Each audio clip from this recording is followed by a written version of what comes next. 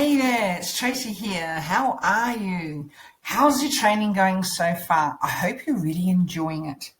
And I hope you're enjoying it as much as I have enjoyed writing it for you. So, have you started to uncover your voice? Have you discovered you've got a voice? Well, in this video today, I'm talking about confident speaking. So congratulations, you've taken the first step to unleashing the power of your voice. By getting out, being present, and meeting others who desire the same thing, you're going to learn lots of simple tips and tricks to help you start your journey speaking in front of others. Meeting like-minded people gives you empowerment to move forward in a very positive way. So many of us struggle with speaking in public. Fears of not looking good enough, of others judging us, forgetting our content, breathing too quickly, and moving around the stage a lot. I always find it very difficult watching kids at school forced to stand in front of their class and speak to others for their assignments, but they've never been taught how to speak confidently. It breaks my heart, and it happens to so many. Has that happened to you? So what are we going to do about it? Okay, how does a self-confident person think? What is it? What are the characteristics and traits of a person who is confident? Well, let's find out. Come on this journey with me. And I'm going to share 10 top tips before you start to speak at any event, whether it be at a social event, a party, a barbecue, whether it be at a work event, whether it be at a bigger event, a networking event, it goes on and on, any event, when you have to talk to somebody else. So before you can unlock your voice and start your journey to be a better public speaker, we must first learn some things to do to help prepare ourselves. And number one, what is that all about? Yes, self-confidence is the belief in oneself.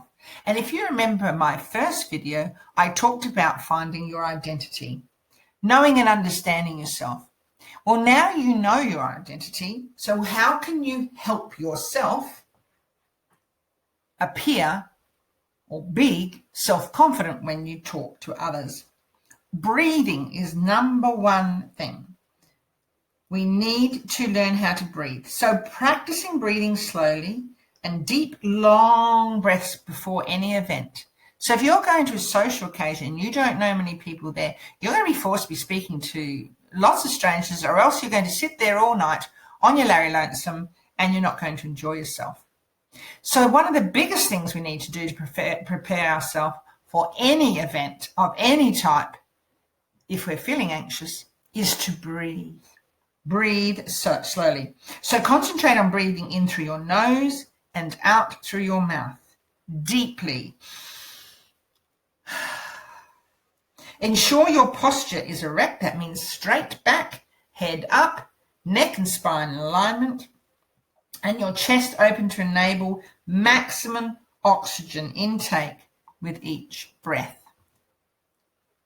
Rehearse. If you talk to yourself in front of a mirror, you can see what you look like to other people who are your audience. Check your body posture is upright and not slumped over. Use your hands to help you tell your story. Don't leave your arms hanging at your sides.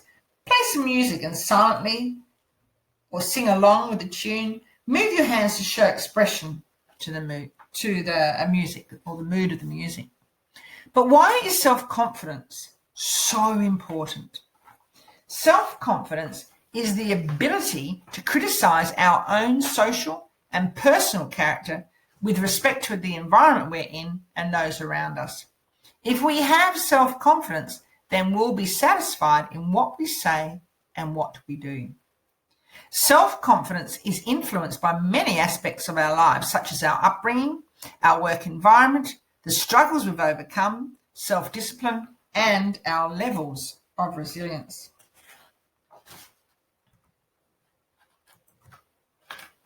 How do you overcome lack of confidence?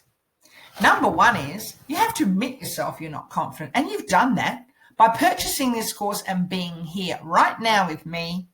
You've admitted to yourself that you need to grow your confidence. And you need to affirm that you need to make changes. Remember way back in that first video, and I said you have to make change. Then you need to learn how to boost your confidence, which is what you're learning here today. It's a skill, and that's what you're here for. You are learning, you are training, you're training how to boost your confidence using your voice, and it's a skill. So it's no different to learning to putting a tire on and taking a tire off your car. You'll also learn how to build your resilience. So if you want to ask your audience questions throughout your talk, now your audience, if you remember, can be your child, your 5-year-old child right in front of you. It can be a stranger you've met in a party. It can be a work colleague you've never met before. You could be standing on the stage talking about your business. You could be at a trade show talking about your business. But you need to be able to ask questions. And if you want to ask your audience questions throughout, you need to model how you'd like them to respond to you by putting your hand straight up in the air and asking your audience to follow you if they want to answer your questions. Practice this so you feel relaxed with this movement.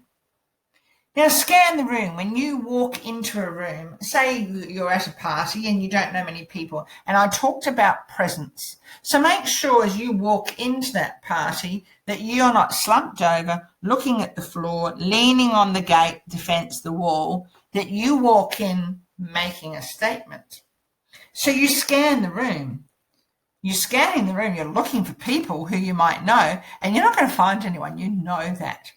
But you're still scanning the room because you're looking for where things are, the host, where you can put your plate of food. If it's some sort of celebration, you have a gift, where you're going to put that gift. Where do you go? What do you do? And then when you scan the room, you will need to speak to someone. So try and pick someone that's close by, maybe who's on their own. And when you start speaking, look slowly from the left, the right, and front and back so everyone feels included around you. If you feel nervous, start by looking directly at your audience, which is the person who you're speaking to.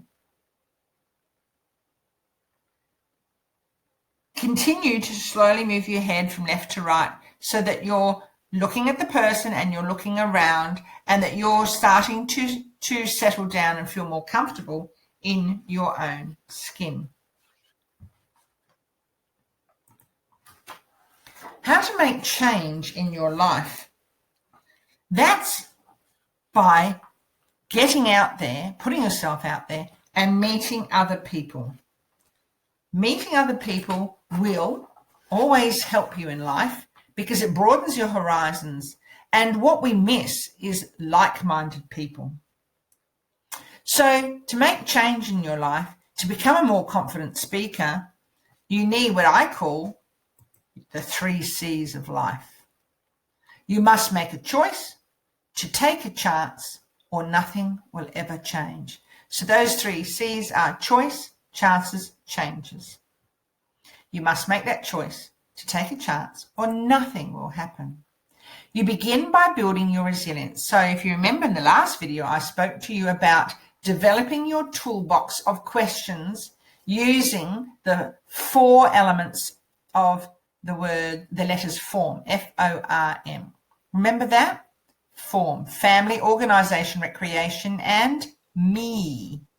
So we need to begin by building our resilience there. And we build our resilience through motivation. We know we need motivation. And if you remember, I talked earlier in my first video about building your identity. When you know your identity, you'll feel much more confident, and then you'll be motivated to speak to others.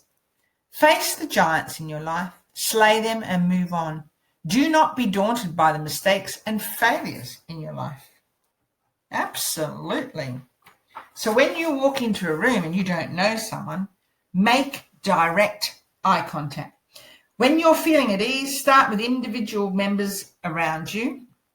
And I'm always going to call them audience, anyone around you that you're going to talk to. people who are around you or close to you, making sure you eyeball them. Eyeball them individually.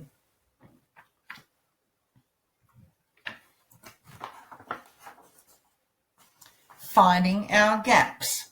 One of the main reasons people fail to reach their full potential is because they are unwilling to risk anything. Do you remember that question I asked you in the first video?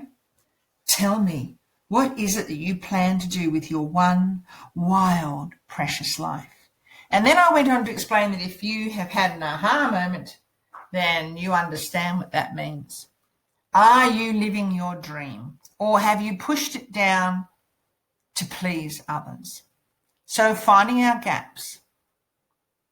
What are our gaps? And they're those bad habits we spoke about before. Procrastination, fear, lack of self-esteem and self-confidence.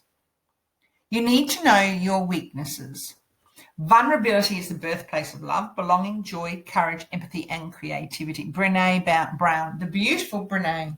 And how do we help ourselves overcome these weaknesses? Well, if you're going to speak to someone, you need to hydrate. These are the basics. These are the good habits. So you're going to an event and you know you don't know anyone. So before and during that event, you're going to hydrate. You're going to drink a lot of water. Don't drink a lot of alcohol because you won't be able to speak properly then with people. And don't drink a lot of milk or any milk-based drinks because milk coats the tongue, the throat, and the vocal cords with mucus, which prevents clarity of your voice and notes if you're speaking and or singing. Build a strong personality. Remember when I spoke to you about knowing your identity? And I talked about an author when they write a book and they share the characteristics or the character of the subject in the book. Building a strong personality means you have to use resilience. And with resilience comes a strong personality. So let's go back to the event you're going to. You're going to a social event where you're pretty scared, you're very anxious, and you don't know anyone. So you need to visualize the venue before you go there. You need to know the venue and be familiar with it. Make sure you know where the entrance is and make sure that you're comfortable in that area. Make sure you're dressed appropriately, that if it's a cool night or cool day, you have a jacket or something warm to put on. Make sure that you're armed with your toolkit of questions before you go. To help boost your confidence, prepare some content. Remember when I talked to you about that toolkit of questions again? Make sure that you run through the form method. Make sure you know lots and lots of questions in the form method that you can ask a total stranger. And don't forget, you need to know your character. And how do you build your character? Because you know your personality. You know your traits. You know who you are. And by doing that, you'll be able to go out and meet other people. So, thank you for listening to me, and I hope you really enjoy the rest of your course.